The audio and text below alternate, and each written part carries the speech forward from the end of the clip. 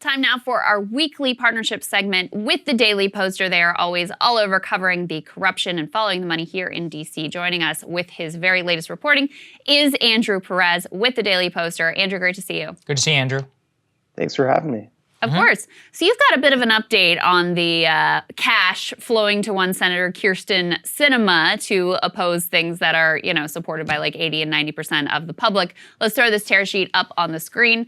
Very latest, Pharma Front Group has spent $1.2 million backing Sinema. The subhead here says a front group funded by Big Pharma is running even more ads, praising Kyrsten Sinema, who just gutted Dems' drug pricing plan. What did you find, Andrew? Sure. A couple of months ago, we reported that this group called Center Forward had spent, actually a few $100,000, up to $600,000 supporting Sinema while she was kind of making moves behind the scenes to oppose Democrats' plan to allow Medicare to negotiate drug prices.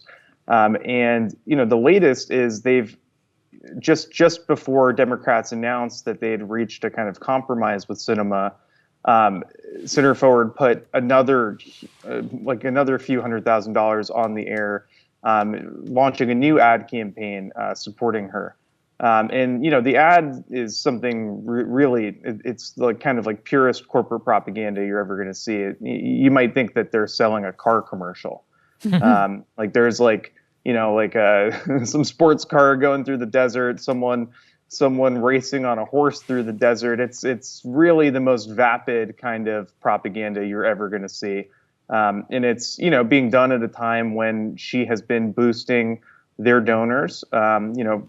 Center Forward has been funded significantly by Pharma, the lobbying group in D.C. They've given them at least $4.5 million in recent years, which accounted for about a quarter of its revenue. So, this is a Pharma Front group that's masquerading as a kind of centrist organization, but it's really kind of flown under the radar. But if you look it up, there's actually a lot of people on Twitter in Arizona complaining about the ads. Interesting. Andrew, this is just the latest in kind of what we've seen. What else have you guys uncovered in the money behind Sinema? Sure. So we recently did a story about the Better Medicare Alliance, which had been pushing Democrats to, not to include dental and vision benefits under Medicare as they'd kind of campaigned on.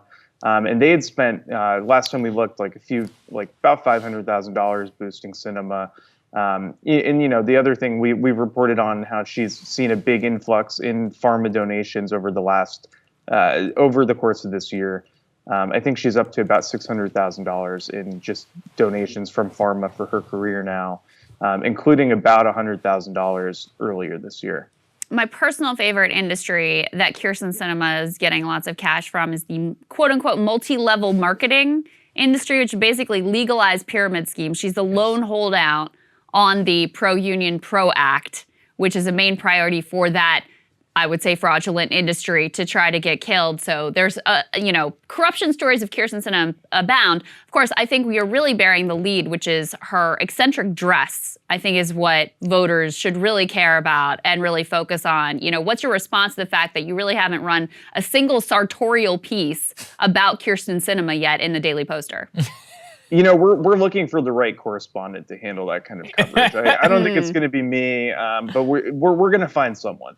Okay, right, yeah. Good. Glad to hear that. That's the real important stuff. Lastly, Andrew, you also had a recent piece. So the latest with the Build Back Better thing is that the progressives, for some reason, were persuaded to go along with voting for the infrastructure deal, giving up all their leverage with this promise from the corporate wing of the party that we swear we're going to vote for this thing. We just need to get the Congressional Budget Office to tell us how much it costs. And then we promise by November 15th, we're going to be ready to sign on to it. What is the latest going on there? So, just yesterday, the Congressional Budget Office said that they're not going to kind of include the revenue in their kind of analysis here. They're not going to include revenue from that's generated by boosting IRS tax enforcement of really wealthy people who are known to be cheating the system. the CBO has actually estimated over in recent months, they've looked at the same plan, at this plan that Democrats have to boost IRS enforcement by $80 billion, and they've said that it's going to raise about $200 billion, net $120 billion, and they're not going to include this though in their score, and it's important because some kind of conservative Democrats have been holding out here, saying they want to see the CBO score, they want to see that that the bill is going to be, kind of deficit neutral. But so CBO is not going to factor this into their score. It's one of the, larger revenue raisers in the bill. I think the Biden administration has been claiming that it would bring in $400 billion.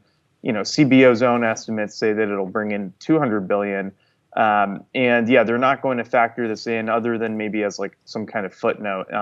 And it's kind of remarkable too, because Josh Gottheimer from New Jersey is one of these Democrats who's demanding a CBO score before they move forward on this bill.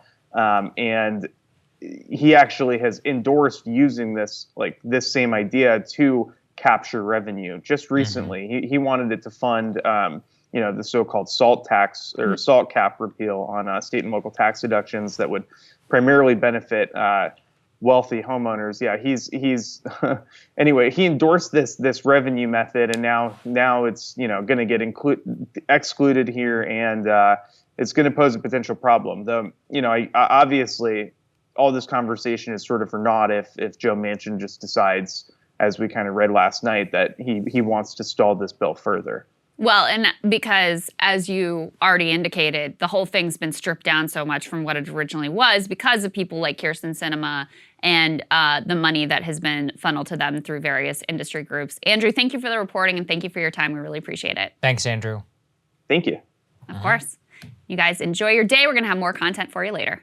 Hey guys, thanks so much for watching. That's right. Just as a reminder, you can become a premium subscriber today. Watch the full show completely uncut. Our reactions to each other's monologues. You get to listen to it. You get to ask us questions. All that good stuff. Link is right there in the description or at breakingpoints.com. Best of all, great way to say screw you to the mainstream media.